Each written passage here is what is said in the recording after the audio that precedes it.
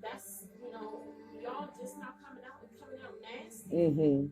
Like, y'all should be full of appreciative and happiness and joy to be out in we got good weather and we're healthy. You didn't die from corona or some most people didn't get it. Just nasty. I hear you. I hear you. So right now we're getting ready to open up for prayer, and we are praying for the tribes of Jacob, Israel.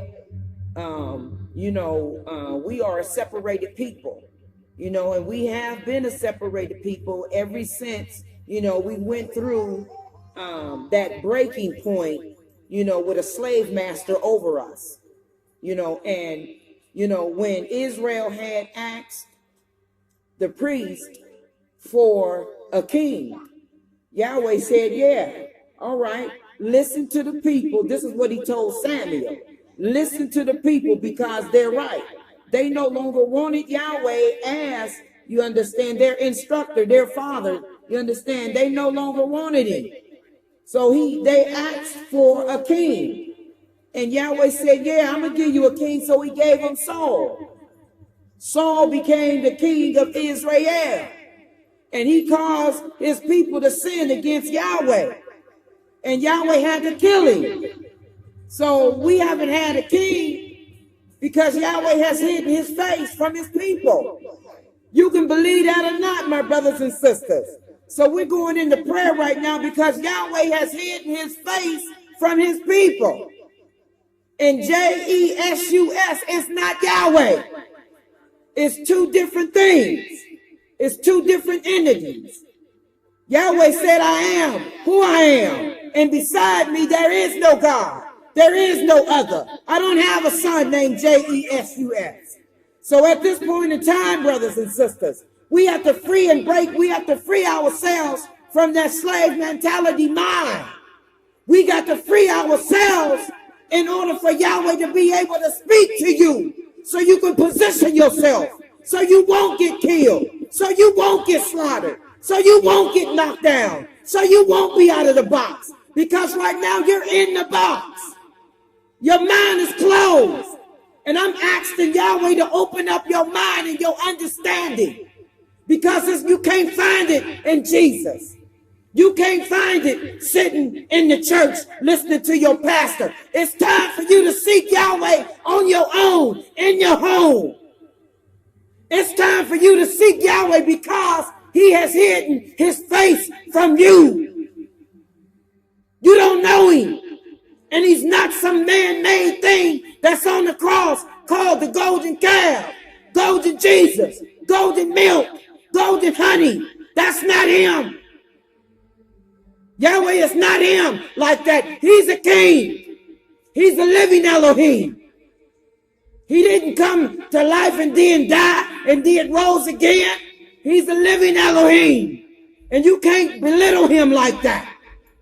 He's a king. You worship him as a king, as a father, not this man-made Balima, Baal.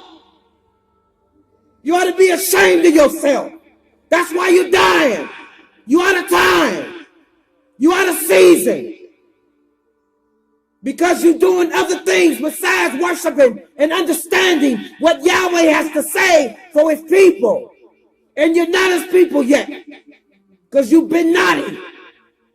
You trespassed. You broke the law. Abiding in this other thing. So you seek his face and find out what he wants you to do. If not that, come see me and I'll get you straight. With Yahweh's word, not my own. So right now we bind all wicked forces. We bind the strong man out of our life. We bind sicknesses and diseases that try to creep up on you in the middle of the night as you go about. We bind all wicked forces right now in the mighty name of Yahweh. We bind the spirit of mammon, diseases, gout, all kinds of infections. We bind that. We cast it down, strongholds off of our people. Get your life straight in the mighty name of Yahweh.